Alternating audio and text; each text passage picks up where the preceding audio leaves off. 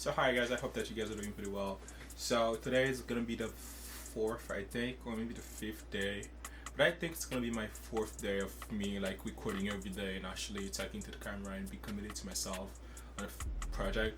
And it's going pretty good, it's going pretty fine, could be better, but the only thing that I can do right now is focus on what I have and take a step back and realize or think about what needs to get done and go for them.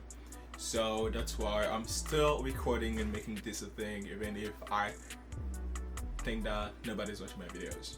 I'm not gonna lie. So I have like 2 likes, so I guess 2 people watch my videos or 2 people actually click on it and then like it and then went through all the stuff. So I genuinely do not know, but I just know that somebody's watching my videos, so I'm gonna keep doing them. And they do help me and to, express my ideas and organize my thoughts and for a lot of stuff that I cannot recall right now. So yeah, this is one of the reasons why I'm gonna keep recording and do this every day, even if sometimes I'm like, I'm over it, I'm way too tired. So today's subject is about to be pretty interesting because today I want to talk about 5 things that I do in order to keep my productivity up as a student. So everybody knows that I'm a student, everybody knows at this time that I'm a pre-medical student because I've been saying this like for a really long time now. And so everybody knows that I have a job at the hospital, I'm a medical scribe, and that's one of the reasons why I have this problem. So yeah, I just wanted to bring a little context so that you guys who are watching me for the first time know who I am and what I do in this channel, which is pretty much talking about my mind and try to be a better speaker by talking more in my room. Well, we are back to business again because my battery died, so I had to change it. So yeah, today's subject is going to be about productivity and like 5 things that I do in order to keep my productivity up as a student. So the first thing that I put down was study whenever you can. So I'm a medical scribe and I work right now for more than 40 hours a week. So it's really hard for me to study and go to my job while, working for 40 hours a week, knowing that I do not have a car yet.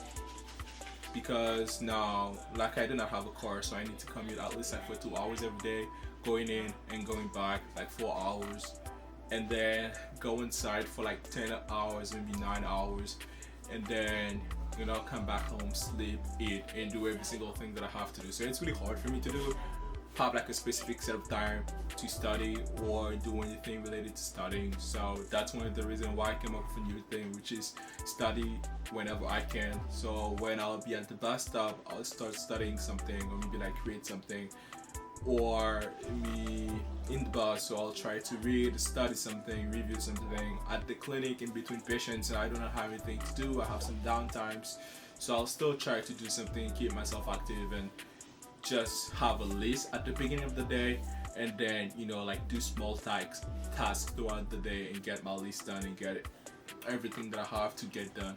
And I'm not gonna lie, it's not because that I study throughout the day or do my tasks throughout the day that I'm gonna get everything done.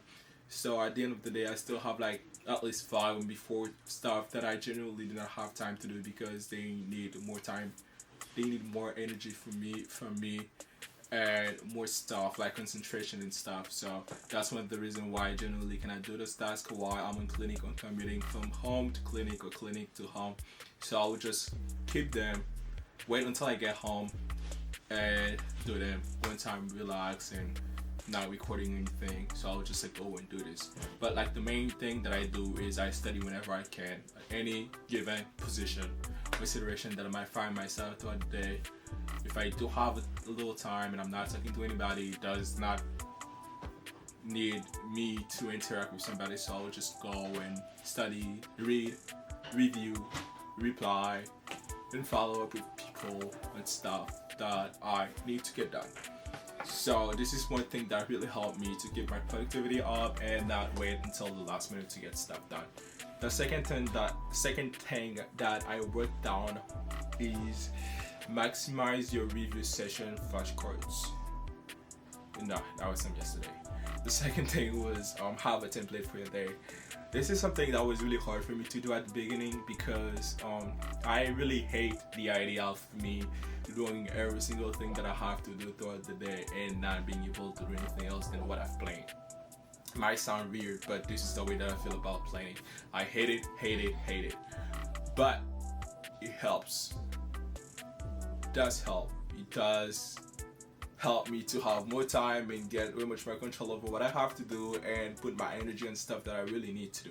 But I hate the fact that, at every single hours, at every single minute, so I know exactly what I need to do. Because it does make me feel like I'm a robot, and I do not like it.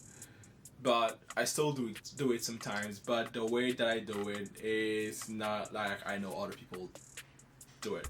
So I know people who will have like a plan and scheduling, try to stick to it, and like block every single thing on specific time throughout the day. The way that I do it myself is I set up a list and then I just add tasks that I think that I can get done on some specific time block, but I will just leave some time block empty, and then I'll choose whether I need to go and do this or do that, which is technically the same thing, but the only thing that is different from what other people does is I do not plan every single block.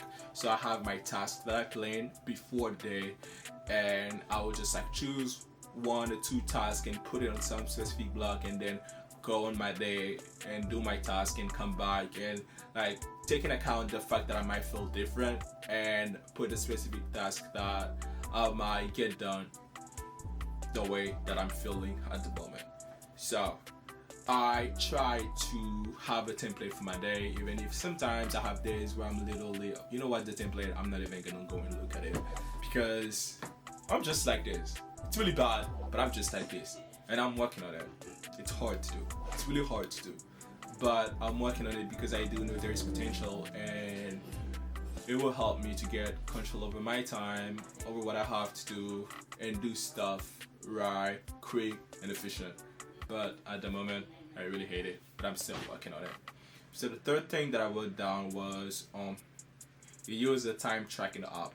So I have this time tracking app that I've been using for more than 1 year now. I'll say 2 years, maybe 2 years maximum, but almost 3 years. And it's called Forest. So the app pretty much help you to track your time on different activities that you might be doing throughout the day, but the app is not gonna track them automatically. So you actually need to go to the app, right? And they have different tags, so you can use the tag for different tasks that you have to do throughout the day, and then you set your timer. The timer can go up to 120 minutes, so technically 2 hours. For example, if you're gonna study for 1 hour 25 minutes, so you'll set the timer for 1 hour, and then you'll create your tag, which is study, and then you will just click on the button start, and it will track your time studying. But you can also track your time doing other stuff, I'll say on clinic, if I want to know my exact clinical hours, what they are, or if I'm doing something for someone and then I know that I cannot go over the time that I told them, so I would just go and put it in and then track it. So it's really efficient if you really want to take a step back and see what you're using your time in. But I do know that you can also do this on your iPhone on settings, but it does not help you track your time studying or track your time doing other stuff. So that's one of the reasons why I use this external app, which is technically not external because I get it from the App Store to track my time doing stuff. So having a time tracking app is really liberating, because sometimes when I do not have any accountable body to study, body to study, so I'll just go and use my app and set my timer, and I know this time is for me to study, this time is for me to do something, so I'll just go and study and not feel bad about it. It's also great too because every time that you get something done right, they will give you coins, and then you will see your coins going over time, and you also have a specific section they call Forest, and you can actually go and select different tasks that you got done throughout the day, or throughout the month, year, week, and you can also see the difference between the productivity level that you had the week before from this current week, or you can also do it day by day. So it's really helpful. So I will really advise you guys to actually get a time tracking app because it will help you a lot. Like the fourth thing that I do every day, which help me my productivity. I do not even know how to say productivity, guys. Oh my god, I think I talked faster. So the fourth thing that I do is I read every day. I know it's really cliche. I say cliche. I know it's really cheesy, but reading every day helped me, saved me. Because at the beginning, I do not know if you guys will want to go back on my first videos. So it was really hard for me to actually also express myself and organize my doubts and let them know about other people, or even have a normal conversation with somebody that I do not know. So it was really hard for me. I'm not saying that right now it's better because I'm reading every day or I'm working on it, but I'm saying right now it's totally different from the way that it was at the beginning, and the fact that I'm currently working on it makes it better because this was something that I need to work on. And still right now I have stuff that I need to work on, like my pace, and make sure that I know when I'm going fast and do something about it, know when I'm going slow and also do something about it. So I'm still currently working on my pace, and this is one of the reasons why I'm recording these YouTube videos and also doing this series, just because I want to improve this and become better at communicating to other people. So yeah, reading every day helped me organize my thought, helped me to be way much more cautious about what I want to say and how I want to say it, and also learn about other people's point of view and experiences. And just wanted to say it, even if it's out of the subject, even if it's technically not out of the subject, I do not read fiction. Like the only kind of books that I read are medical related books. So I don't know anything about that. Like if you really want to read fictions and you think that fiction can help you, so feel free to do it. But the thing that I'm doing right now and the thing that helped me or it's working for me is medical related books. So that's one of the reasons why I'm currently only reading medical related books. So that's it. The fifth thing that I put down is do not be afraid to ask questions. So this is again something that I had a really bad problem with at the beginning because I was afraid of almost everyone, even if I did not look like it. So I'll be really afraid to ask questions, even if my questions were genuinely interesting. And it's tough, or it's not as bad as it was before, because I just push myself every day when I'm working with different providers, and if I'm seeing like a new condition or like a clinical representation that I generally didn't have any idea about, so I'll ask them questions and try to understand why A is related to B, how B might be related to C, if there is even a C. So I'll try to ask questions about what I see, even if you might think that the question is really basic. Please ask it, because there are people around you, have people around you, and I'm pretty sure that there is at least one of them who has the same question as you, but is currently going through the same thing as you're going through. So if you really want to learn, if you really want to make a difference from what you learn at the end of the day, or how you learn it, or just learn in general and get to know stuff, ask questions, because that's the only way that you can do it.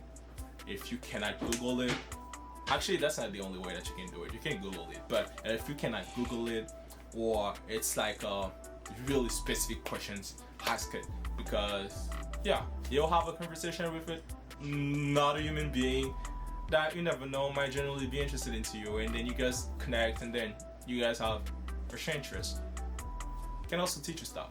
So me asking questions did help me to overcome my fear, but it's not something that happened just like that. So it's a really long journey where I slowly starting asking questions about different patients, and slowly got the freedom to talk about the condition, and then they also teach me stuff.